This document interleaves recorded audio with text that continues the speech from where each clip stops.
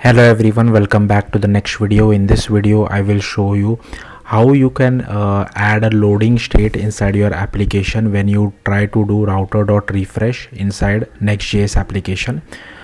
So yeah, let's see how to do this. So here you can see, I'm not sure, sometimes this gets cut, so I'll just show it like this. Hopefully you are able to see my app now. Here I have this refresh button. If I click on it, here you can see I'm seeing this loading state, and once it is loaded I just get some random number. So I'm making an API call. Again, I'll just try to do it one more time. I'll just refresh this, and here you can see I'm getting a loading state. On refresh, or on click of the refresh button, we are doing router.refresh, or you can just try to do whatever you feel like. Maybe you are trying to pass some query parameter inside your URL and try to push to our router and try to push to a URL using the router NextJS router as well. So in that particular case also this will be helpful. So hopefully you got the point. Instead of writing this loading, you can actually display your circular progress bar or whatever you feel like. So let's see how to do this in NextJS 15. So first, as usual, I have just created one application.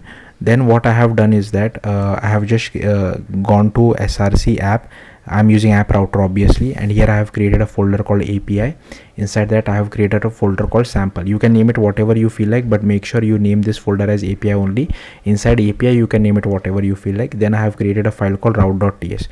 Now here I have just defined a get API endpoint. Next, I have purposefully added a delay so that I can simulate a loading state, and as a response I'm just sending back random number whenever you try to call this particular API.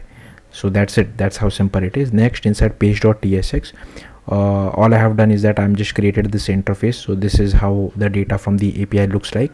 I have also used this force dynamic because I want to don't want to cache the API data.